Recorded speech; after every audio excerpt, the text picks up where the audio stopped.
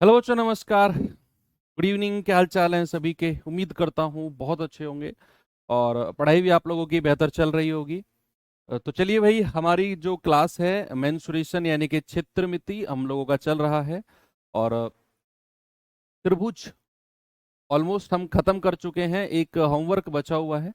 और आज हम लोग चतुर्भुज यानी कि क्वाड्रिलेटरल्स शुरू करेंगे, और जिसमें कई सारी चीजें आती हैं वो मैं आपको अभी टाइम टू टाइम बताऊंगा। सबसे पहले अपना जो होमवर्क है बच्चे, इसे कंप्लीट कर लेते हैं और फिर अपने नेक्स्ट चीजों की तरफ चलेंगे। ओके, देखेंगे। एक बार सवाल है, एक समद्विबाहु समकोण त्रिभुज का क्षेत्रफल 81 सेंटीमीटर स्क्वायर है, तो इसके कर्ण की लंबाई बताओ जल्दी से क्या होगी। ये आपका होमवर्क था आई थिंक, कि कोई समद्विबाहु समकोण त्रिभुज है। देखो, समकोण त्रिभुज यानी कि राइट एंगल ट्राइंगल, और अगर उसने समद्विबाहु बोल दिया ना, आइसोसेलेस बोल दिया, यानी कि ऐसा समकोण त्रिभुज जिसकी दो भुजाएं बराबर हों, तो अगर मैं इसको ए मानता हूं तो ये भी ए हो जाएगा। This is called isosceles right angle triangle. इसी को ही समद्विबाहु समकोण त्रिभुज बोला जाता है। आपसे पूछा है कि भैया क्षेत्रफल इतना है, तो कर्ण की लंबाई यानी कि हाइपोटेनस आपसे पूछा है। तो बच्चे, हाइपोटेनस होता है अंडर रूट ऑफ ए का स्क्वायर प्लस ए का स्क्वायर, यानी कि under root of 2a square, या फिर मैं कह सकता हूं √2 × a। और ये इसके कर्ण की यानी कि हाइपोटेनस की वैल्यू हो जाएगी। भाई, आपको समकोण त्रिभुज में मैंने सिखाया था ना कि इसका वर्ग प्लस इसका वर्ग बराबर इसका वर्ग।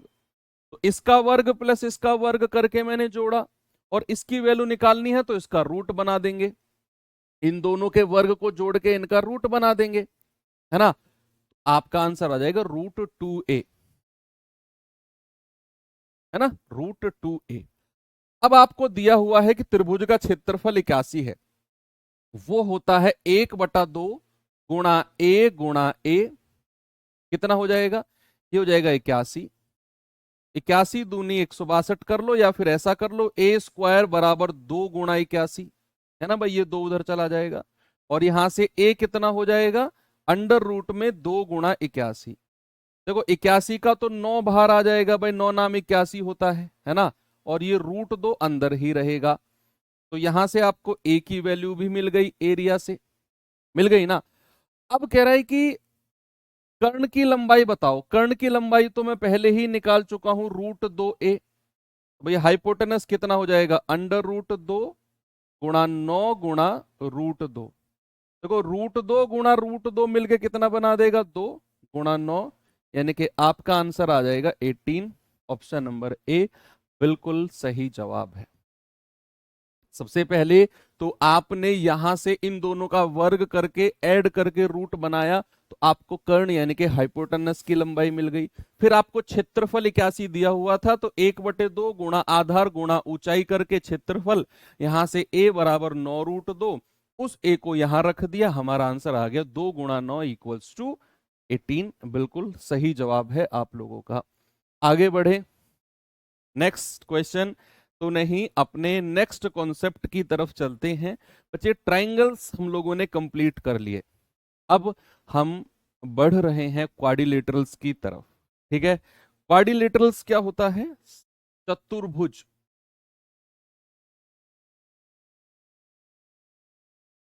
यानी कि क्वाड्रिलेटरल्स।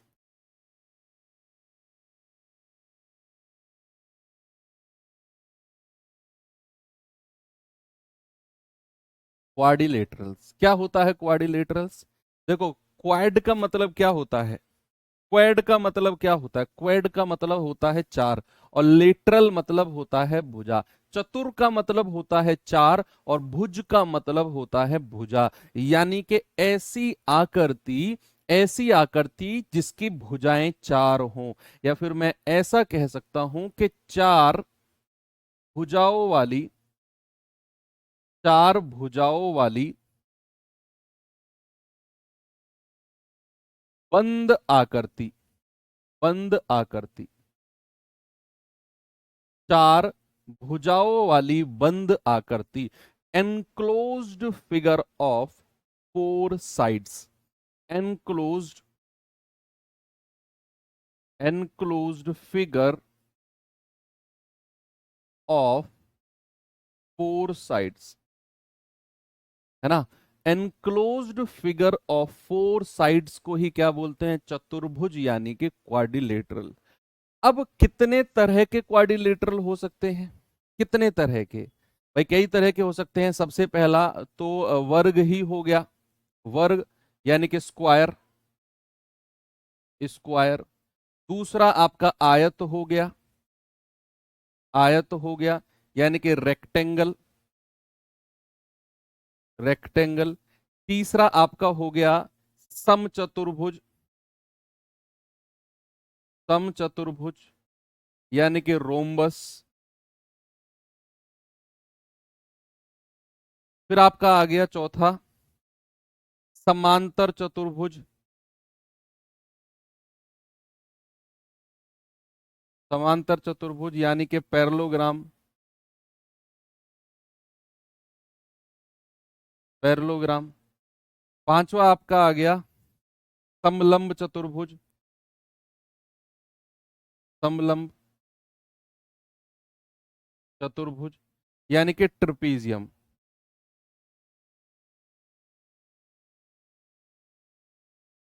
ट्रपीजियम, ठीक है। तो ये कुछ पांच तरह के आपके क्वाड्रिलेटरल्स हैं जो हमें पढ़ने हैं। वर्ग, आयत, समचतुर्भुज यानी कि रोम्बस, समांतर चतुर्भुज यानी कि पैरेललोग्राम, और फिर है समलंब चतुर्भुज यानी कि ट्रपेजियम। इनके बारे में थोड़ा थोड़ा फॉर्मूला और क्वेश्चंस जरा देख लेते हैं क्या है। तो स्टार्टिंग करते हैं बच्चे सबसे पहले वर्ग से। सबसे पहले किससे स्टार्टिंग करते हैं? वर्ग से, यानी कि इंग्लिश में जिसको बोला जाता है स्क्वायर। इंग्लिश में क्या बोला जाता है? स्क्वायर। तो वर्ग क्या होता है बच्चे? ये तो आपको पता है, चाहे मैं वर्ग की बात करूं, चाहे आयत की बात करूं, चाहे समचतुर्भुज की बात करूं, चाहे समांतर चतुर्भुज की बात करूं, चाहे समलंब चतुर्भुज की बात करूं, अगर मैं इन सब में से किसी की भी बात कर रहा हूं, मतलब हमें ऐसी आकृति बनानी है जिसकी चार भुजाएं हो। जिसकी क्या हो? जिसकी चार साइड हो। बस इनका थोड़ा थोड़ा चीजें डिफरेंट होती चली जाएंगी, सबकी थोड़ी थोड़ी प्रॉपर्टीज अलग है। क्या है जरा देखेंगे कि भाई वर्ग मतलब होता है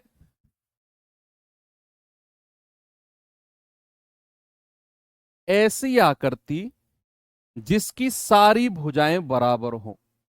ऐसी आकृति जिसकी सारी भुजाएं क्या हो? जिसकी सारी भुजाएं बराबर हो, दैट इज कॉल्ड आपका वर्ग। क्या कहते हैं? वर्ग। अब यहां पर इसमें होता क्या है, अगर मैं एक कोने से दूसरा कोना मिला दूं, अगर मैंने एक कोने से दूसरा कोना मिला दिया, चाहे इधर से इधर मिलाओ, अगर आपने एक कॉर्नर से दूसरा कॉर्नर मिला दिया, तो जो लाइन होती है बच्चे उसे कहते हैं डायगोनल। जैसे यहां से यहां मैंने ये लाइन मिला दिया, इसको क्या कहेंगे? इस लाइन को बोलेंगे डायगोनल।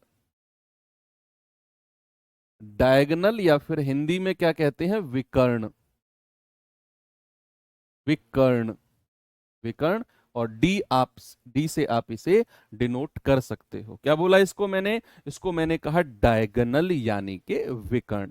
अब इसके कुछ फॉर्मूलेज हैं बच्चे। सबसे पहले तो आप लोग ही मुझे बताओगे कि इसका पेरीमीटर क्या हो जाएगा। इसका पेरीमीटर यानी कि परिमाप क्या हो जाएगा? जल्दी से आप मुझे बताएंगे इसका पेरीमीटर। भैया मुझे नहीं पता, मैं तो भूल गया इसका फॉर्मूला पेरीमीटर का क्या है। आप ही लोग मेरी इज्जत बचाओ, मेरी हेल्प करो कि इसके पेरीमीटर का फॉर्मूला क्या है। मेरे दिमाग में नहीं आ रहा है। पेरीमीटर का होता तो है, कुछ तो फॉर्मूला होता है, कुछ तो फॉर्मूला होता है पेरीमीटर का। अरे सर पेरीमीटर की बात कर रहे हो? सर पेरीमीटर में तो आपने एक बात बताई थी कि अगर पेरीमीटर पूछेगा किसी भी आकृति की, तो उसकी सारी भुजाओं को जोड़ देना है। अरे हाँ, आ गया याद। यानी कि ये अगर चार भुजाओं वाली आकृति है ना, तो इसका इसका परिमाप होगा चारों भुजाओं का योग, यानी कि P बराबर क्या होगा, 4a। तो पेरीमीटर कितना हो गया, 4a। क्योंकि हमारे जो वर्ग है उसकी सारी भुजाएं बराबर हैं, तो पेरीमीटर के लिए मैंने सारी भुजाओं को जोड़ दिया। अब बात आती है इसके एरिया की।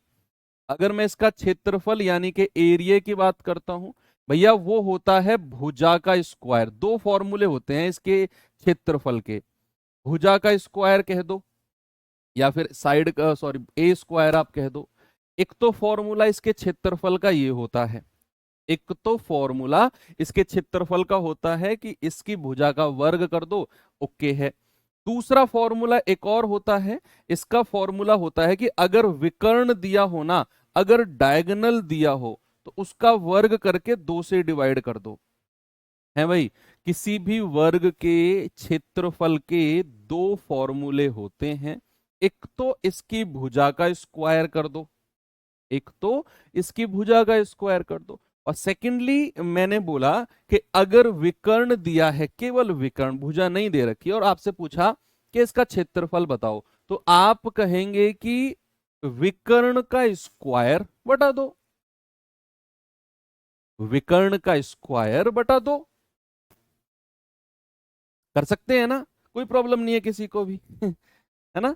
तो आपके दो फॉर्मूले इसके क्षेत्रफल के हो गए।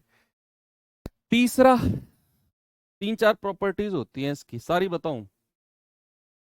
क्षेत्रफल हो गया, पेरीमीटर हो गया, हाँ, इसका विकर्ण का फॉर्मूला भी हमें लिखना है, इसका विकर्ण का फॉर्मूला। तीसरा क्या है, विकर्ण।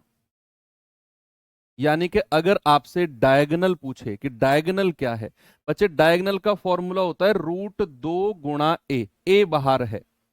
विकर्ण क्या है इसका, डायगोनल अगर पूछेगा तो √2 × ए, √2 × ए। हालांकि देखो ये जो ट्राइंगल है ना, ये जो त्रिभुज है, इसमें पाइथागोरस थ्योरम लगा दो, राइट एंगल ट्राइंगल, समकोण त्रिभुज वाली। ए स्क्वायर प्लस ए स्क्वायर जोड़ के रूट बना दोगे तो ये √2 आ जाएगा, जैसे हमने अभी थोड़ी देर पहले सवाल में किया था, आपको याद होगा। ये वाला जो हमने निकाला है ना √2a, ये एक्चुअल में विकर्ण ही है। अगर मैं इसको ऐसे जोड़ दूं तो स्क्वायर ही तो बन गया ये, तो इसका विकर्ण हमने निकाल दिया √2a, है ना। तो यहां विकर्ण का फॉर्मूला क्या हुआ, विकर्ण का फॉर्मूला हुआ √2 × ए।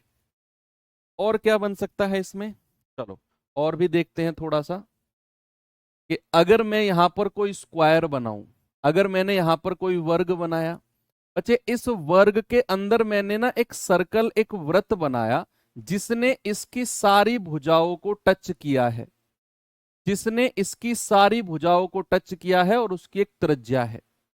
किसी भी स्क्वायर के अंदर अगर मैं कोई वृत्त या सर्कल बनाता हूं जो इसकी सारी भुजाओं को टच करता है, तो उसका जो रेडियस होगा, उसकी जो त्रिज्या होगी बच्चे, वो होगी a/2। क्या होगी, उसकी त्रिज्या होगी a/2। सवाल आपसे पूछा जा सकता है कि कोई वर्ग है, उसकी भुजा 10 है, 10 सेंटीमीटर है, उसके अंदर एक सर्किल या वृत्त बनाया गया, तो बताओ वृत्त का क्षेत्रफल कितना होगा।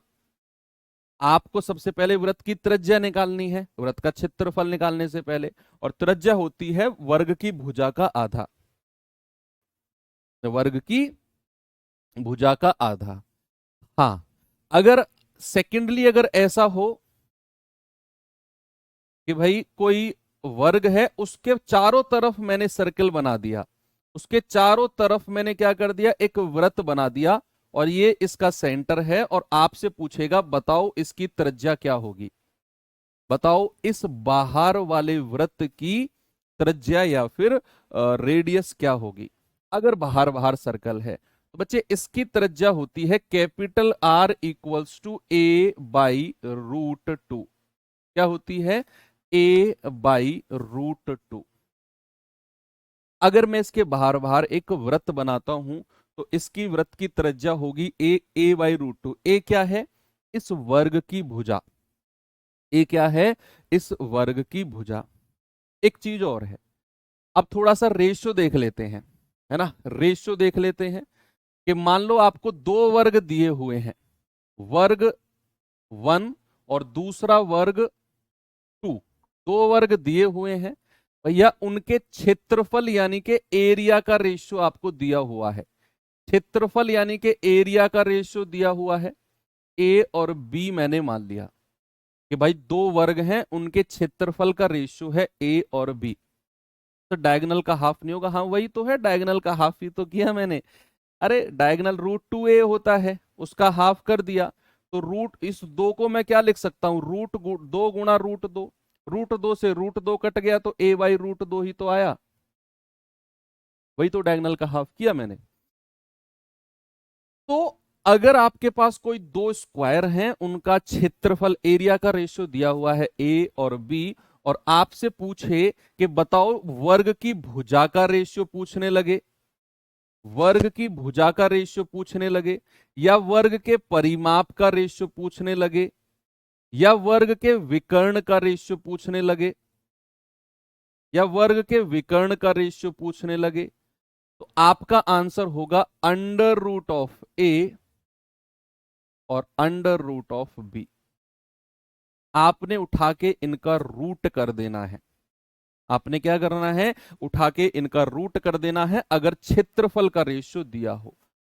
अगर उल्टा दिया हो, सपोज एक वर्ग 1 है और दूसरा वर्ग 2 है, आपको क्या दिया हुआ है? आपको दिया हुआ है, मान लो इनकी भुजा का रेशियो दे दिया, या इनके परिमाप का रेशियो दे दिया, कुछ भी आप मान लो, और आपसे पूछने लगे कि बताओ एरिया का रेशियो क्या होगा, तो आपने इनका स्क्वायर कर देना है, a² और b²।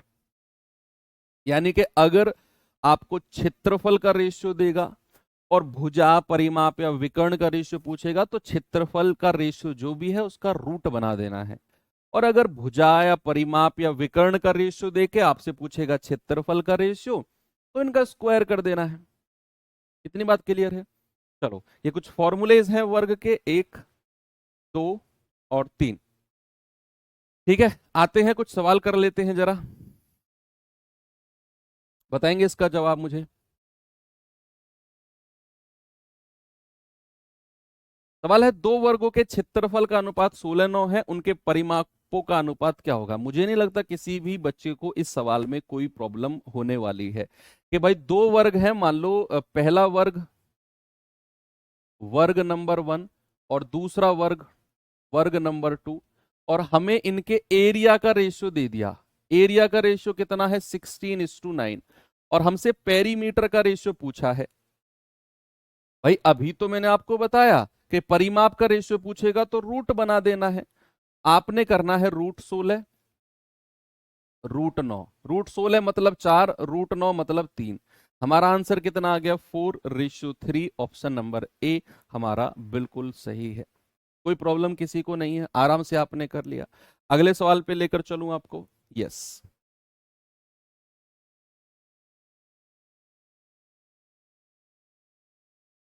ये बड़ा अच्छा सवाल है।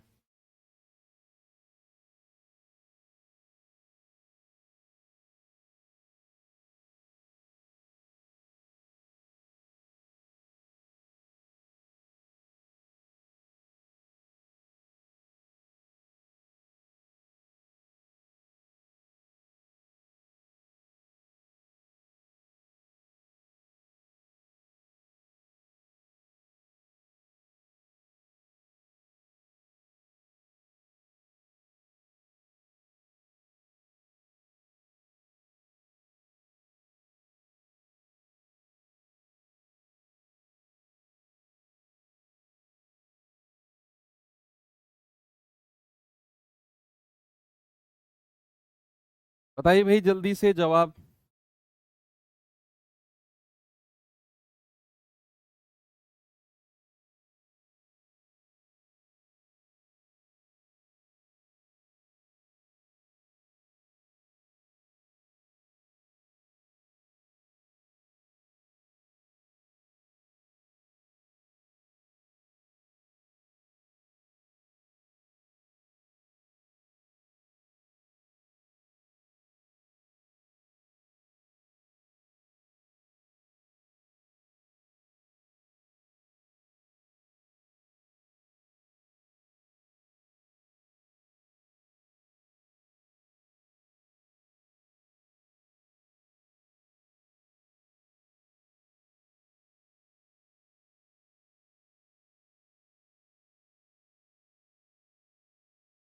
चलो करें। एक वर्गाकार मैदान का क्षेत्रफल 10,000 मीटर स्क्वायर है। उस वर्ग का परिमाप बताओ जिसकी भुजा इस वर्गाकार मैदान के विकर्ण के बराबर है। इस वर्गाकार मैदान के, यानी कि ये कोई वर्गाकार मैदान अलग है, ठीक है। हमें किसी और दूसरे वर्ग का परिमाप पूछा है, लेकिन इन दोनों में क्या रिलेशन बोल दिया उसने, बोला जो ये दूसरा वर्ग है ना इसका परिमाप बताओ। इस वर्ग की भुजा इस वर्गाकार मैदान के विकर्ण के बराबर है। इस मैदान का विकर्ण जो होगा वो दूसरे वाले वर्ग की भुजा होगी। तो सबसे पहले तो हमें इसका विकर्ण निकालना पड़ेगा कि भाई विकर्ण का स्क्वायर यानी कि डायगोनल का स्क्वायर बटा 2 बराबर क्या होता है, बराबर 10,000 होता है कि नहीं। आप कहेंगे सर बिल्कुल ठीक है। अगर मैं 2 को इधर ले जाऊं तो डायगोनल का स्क्वायर क्या हो जाएगा, 2 गुणा 10,000। तो यहां से डायगोनल कितना होगा, डायगोनल होगा अंडर रूट ऑफ 2 गुणा 10,000। देखो 10,000 में 4 जीरो हैं तो 2 जीरो बाहर आ जाएंगी और रूट 2 ऐसे ही रहेगा। तो यहां से डायगोनल कितना आ गया, 100√2। और जो ये डायगोनल है ना मैदान का, ये दूसरे वाले वर्ग की भुजा के बराबर है। तो दूसरे वाले, देखो ये तो डायगोनल तो मैदान का है, लेकिन यही दूसरे वाले वर्ग की भुजा है। भुजा दूसरे वर्ग की भुजा, और हमसे दूसरे वर्ग का परिमाप पूछा है। तो दूसरे वर्ग का परिमाप क्या हो जाएगा, आप कहेंगे सर वो हो जाएगा 4 गुणा भुजा। तो ये हो जाएगा 4 गुणा 100 √2। आप कहेंगे 400√2। ऑप्शन नंबर ए हमारा सही जवाब है। 400√2 बिल्कुल सही जवाब। आगे बढ़े, ये सवाल करिए जरा।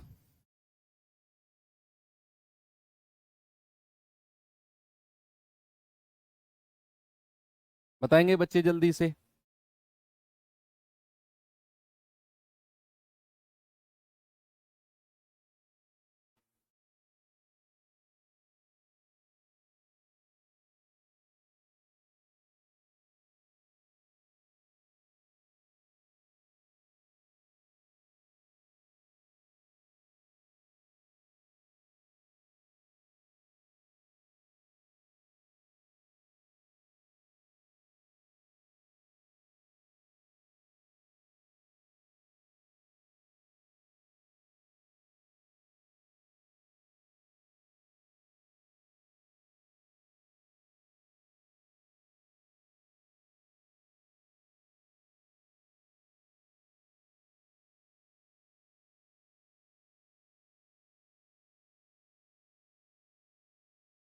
क्या आंसर है भाई, जरा बताइए इसका।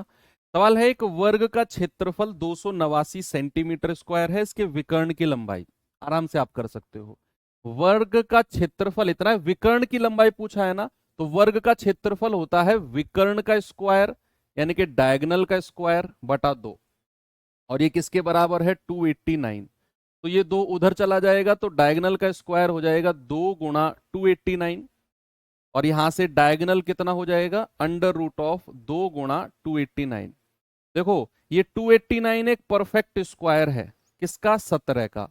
तो 17 बाहर आ जाएगा, 2 अंदर ही रहेगा। तो विकर्ण कितना आ गया, 17√2। मैंने आपको बोला था कि 30 तक के वर्ग आपको याद करने हैं और 12 तक के घन यानी कि क्यूब आपको याद करने हैं। क्योंकि 289 देखते ही आपको पता चलना चाहिए कि ये 17 का वर्ग है, तो 17 यहां से बाहर आ जाएगा। बच्चे अब थोड़ा सा एरिया ऑफ द पाथ पढ़ लेते हैं। एरिया ऑफ द पाथ, वर्ग के केस में ही area of the path, area of the path यानी कि रास्ते का क्षेत्रफल, रास्ते का क्षेत्रफल कई बार अक्सर पूछ लेता है सवाल। तो रास्ते का क्षेत्रफल क्या होता है, मान लो कोई वर्गाकार पार्क है, कोई वर्गाकार पार्क है जिसकी भुजा है मान लो ए।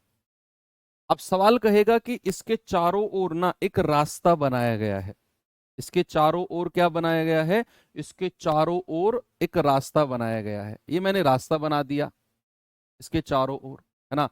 और कहेगा इस रास्ते की जो चौड़ाई है ना वो x है।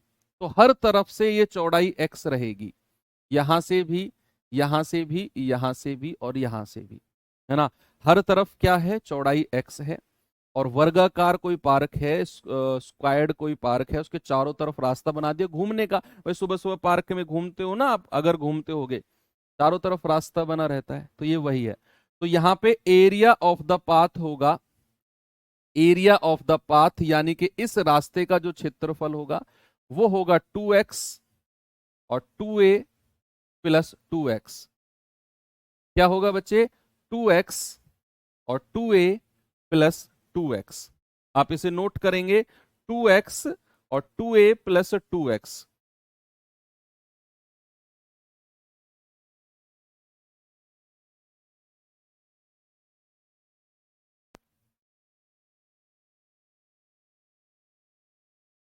ठीक है, ये रास्ते का क्षेत्रफल आपका हो जाएगा, area of the path, 2x 2a plus 2x।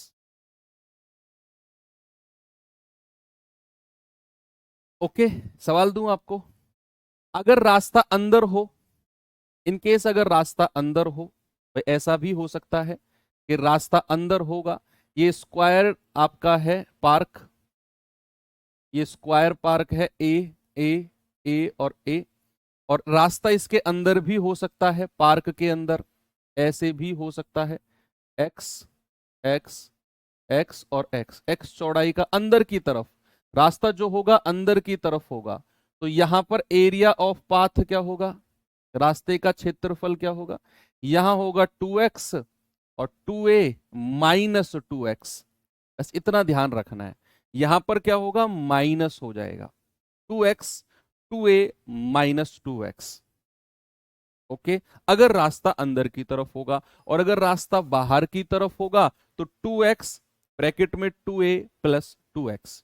ये फॉर्मूलेज हैं जो आपको कुछ याद रखने पड़ेंगे। जैसे एक सवाल मैं आपको कराता हूं बच्चे, जल्दी से आप मुझे इस सवाल का जवाब बताओ। देखो सवाल में आप कहेंगे सर हमें कैसे पता चलेगा कि रास्ता अंदर की तरफ है या बाहर की तरफ है।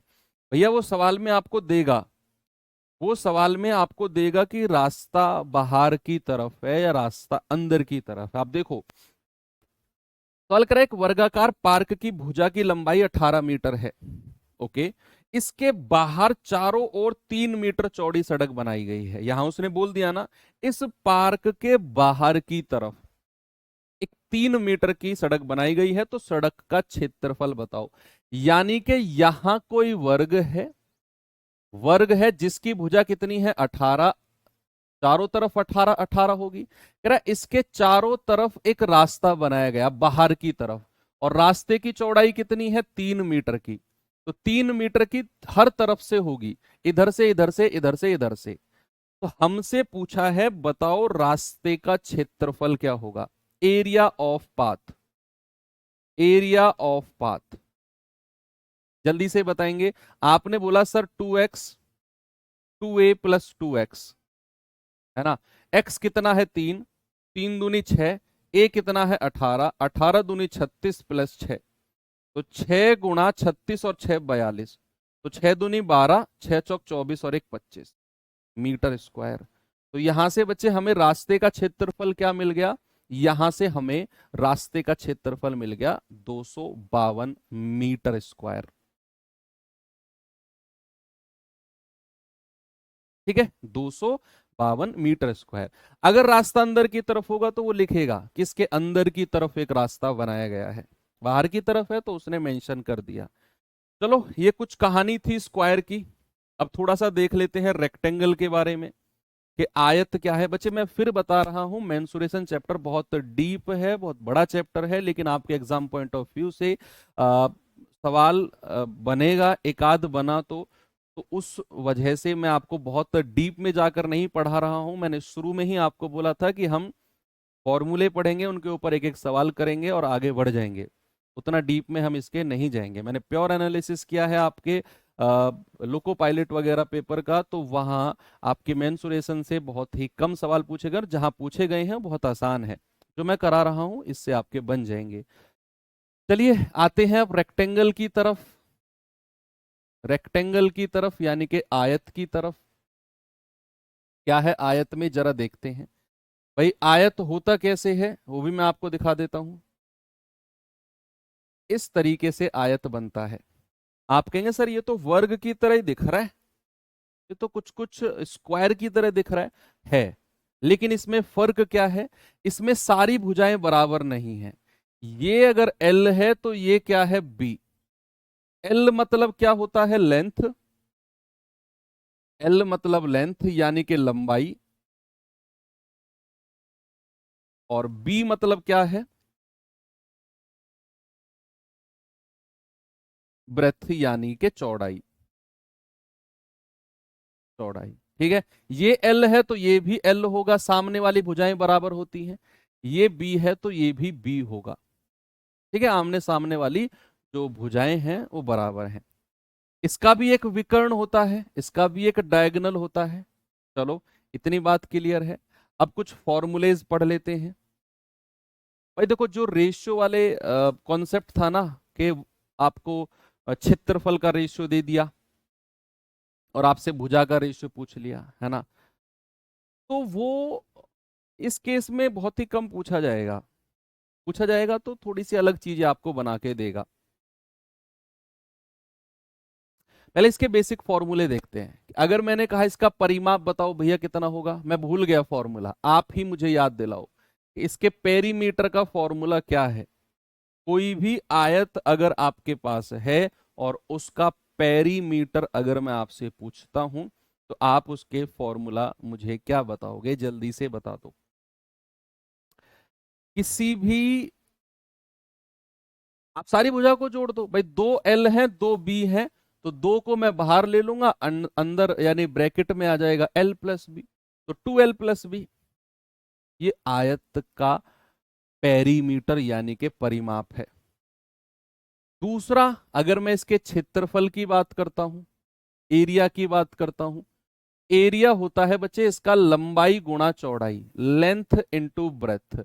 तीसरा, अगर मैं इसके विकर्ण यानी कि डायगोनल की बात करता हूं, डायगोनल की बात करता हूं, तो वो होता है under root of L square plus का बी स्क्वायर, ठीक है। डायगोनल क्या होगा, under root of L square plus का बी स्क्वायर। ये तीन मेन फॉर्मूले हैं जो आपने ध्यान में रखने हैं, ठीक है भाई। कोई दिक्कत किसी को नहीं है, ओके। चलो इसके सवालों को देख लेते हैं एक बार। देखेंगे एक बार सवाल को भाई।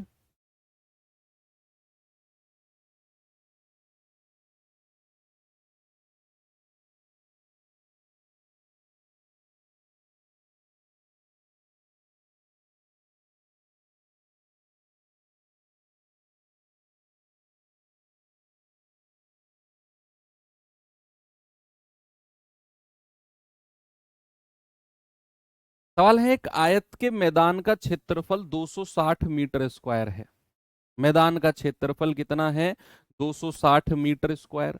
और इसकी भुजाओं का अनुपात कितना है, 13:5।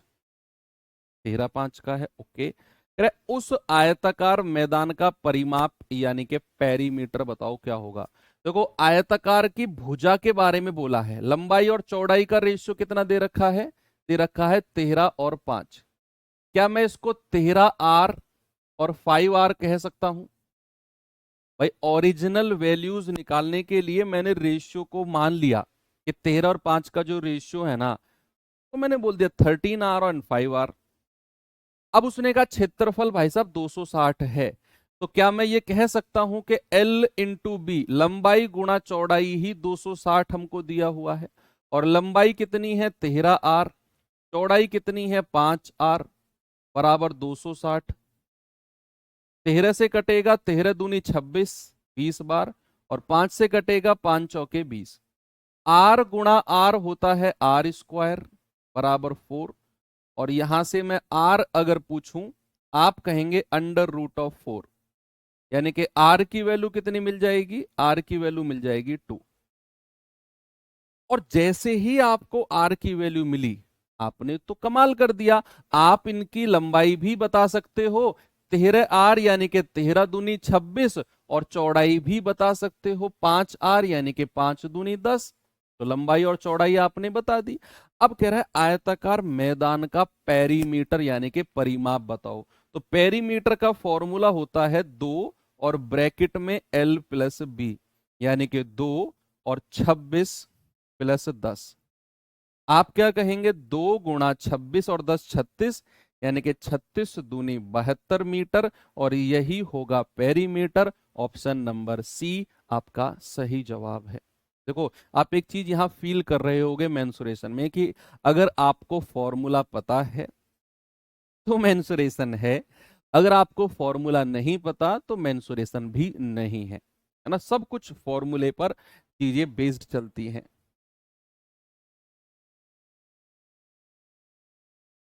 ये सवाल देखेंगे जरा।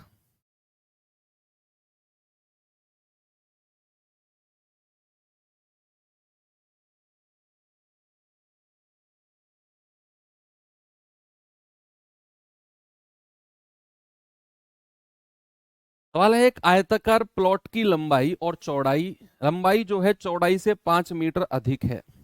यदि प्लॉट की परिधि 142 मीटर है तो प्लॉट के आयामों का आयामों को ज्ञात करो। आयाम यानी कि उनकी भुजाओं के बारे में बताओ क्या होगा। ठीक है भाई, उसने कहा है जो लंबाई है ना वो चौड़ाई से 5 मीटर ज्यादा है, यानी कि चौड़ाई में अगर मैं 5 जोड़ दूं तो मुझे क्या मिल जाएगी, मुझे लंबाई मिल जाएगी। चौड़ाई में अगर मैं 5 ऐड करता हूं तो मुझे क्या मिलेगी, मुझे लेंथ यानी कि लंबाई मिल जाएगी।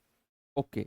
अब कह रहा है इसकी परिधि है 142, परिधि होती है 2 और ब्रैकेट में L+B, और ये कितना है 142। क्या मैं L की जगह B+5 कह सकता हूं? L की जगह मैं क्या कह दूं, B+5, और B तो ऐसे ही रहने दो। भाई L की जगह मैंने ये लिख दिया बस, बराबर 142। तो 2 से कटेगा, 2 × 7 = 14, 2 × 1 = 2। बी और बी, 2B+5 बराबर 71। तो यहां से B कितना, 2B कितना आएगा, ये आएगा आपका 66, और B कितना आ जाएगा 66/2 यानी कि 33। बी कितना आ जाएगा 33। बिल्कुल ओके की रिपोर्ट है, कोई दिक्कत नहीं है। अब आप लेंथ भी निकाल सकते हो, लेंथ यहां से आ जाएगी। एल कितना है B+5, यानी कि 33 + 5 38। लेंथ 38 आ गई, ब्रेथ 33 आ गई। ऑप्शन नंबर ए आप कह दोगे सर बिल्कुल सही जवाब है। ठीक है, कोई दिक्कत नहीं है, आपने फॉर्मूला पता है पेरीमीटर का, उसको 142 के बराबर किया, एल की जगह B+5 लिखा, सॉल्व किया, बी मिला 33, बी को उठाकर यहां रखा तो एल मिल गया 33 और 5 38।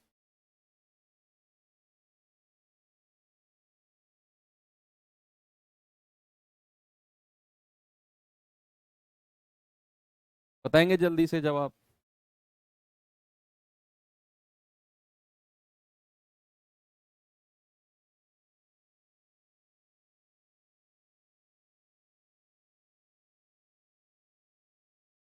बताओ भाई जल्दी से।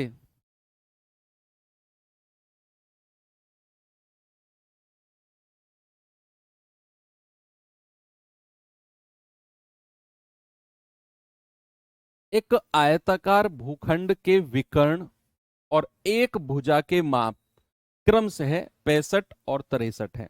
यानी कि कोई रेक्टेंगल है, उसकी विकर्ण यानी कि डायगोनल दे रखा है आपको 65, और एक साइड भुजा दे रखी है 63। आपसे कह रहे हैं कि आयताकार भूखंड का परिमाप यानी कि पेरीमीटर बताओ कितना होगा। आप बता सकते हो थोड़ा सा, अगर आप पाइथागोरस थ्योरम का नॉलेज रखते हो आप बता सकते हो, डेफिनेटली आप बता सकते हो। थोड़ी सी कोशिश करो और देखते हैं क्या इसका जवाब मिलता है।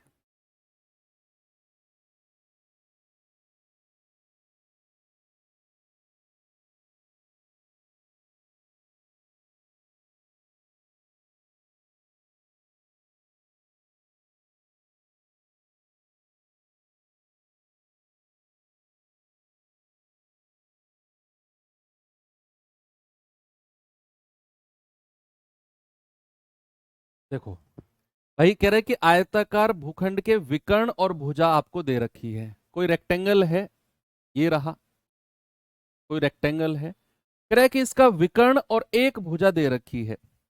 तो विकर्ण इसका 65 है, सपोज ये रहा। एक भुजा आपको दे रखी है 63। सबसे पहले परिमाप निकालने के लिए हमको दूसरी भुजा का पता होना जरूरी है। भाई पेरीमीटर निकालने के लिए हमको जो सेकंड साइड है उसका पता होना बहुत जरूरी है। यस।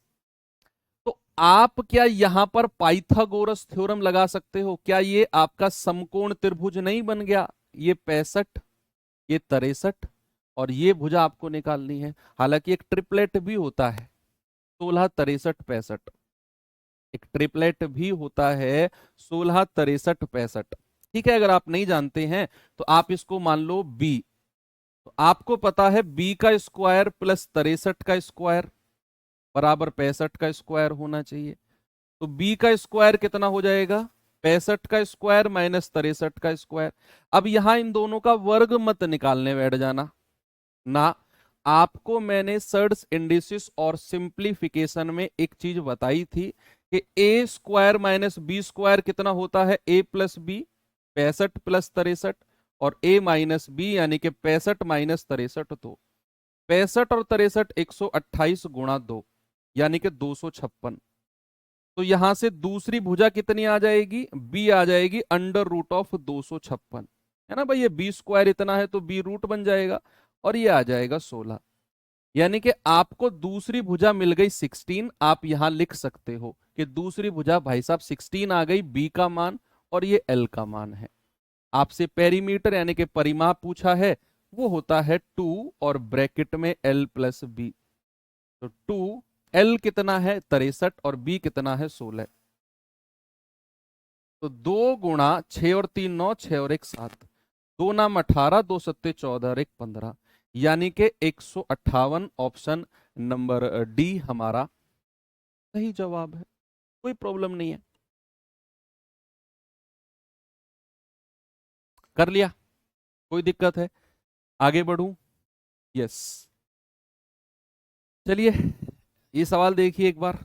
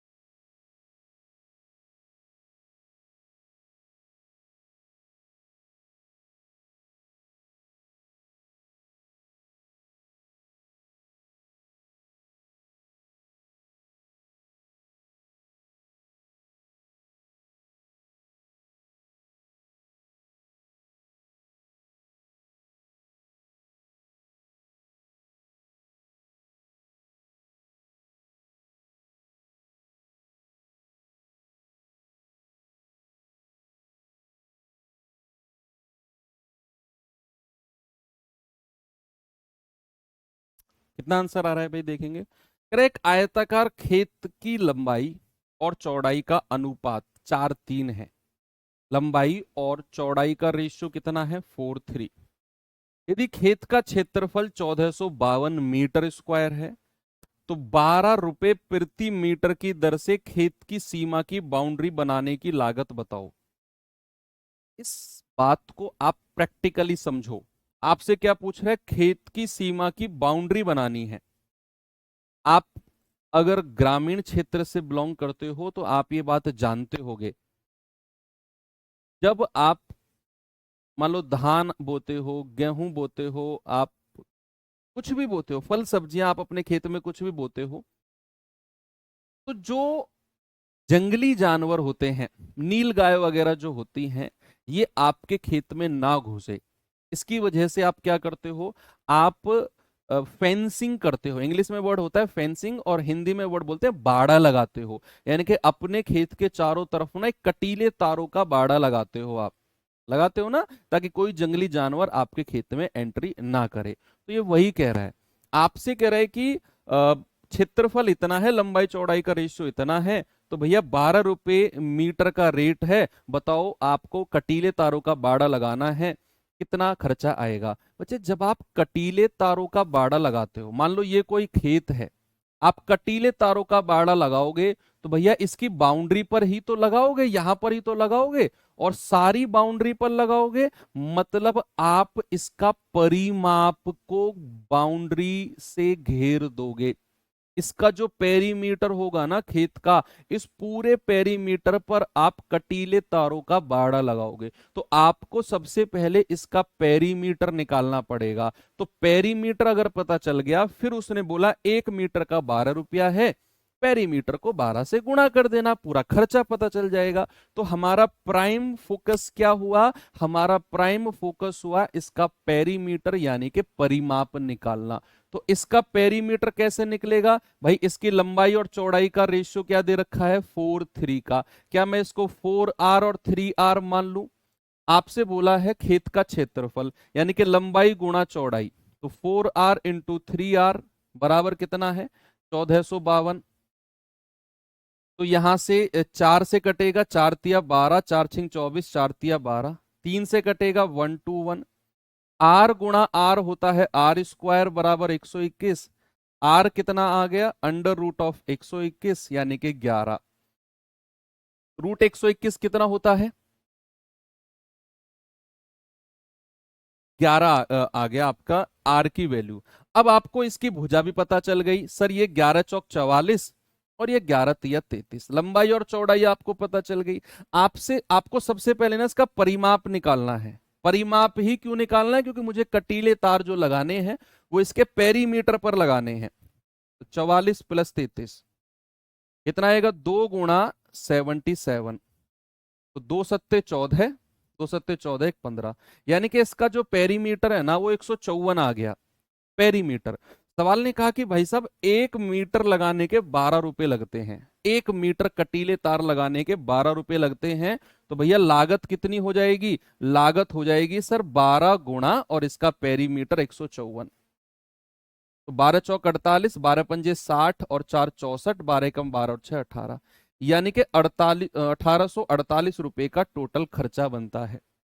कितना बनता है, 1848 रुपए का टोटल खर्चा बनता है। ठीक है भैया, कोई दिक्कत किसी को नहीं है।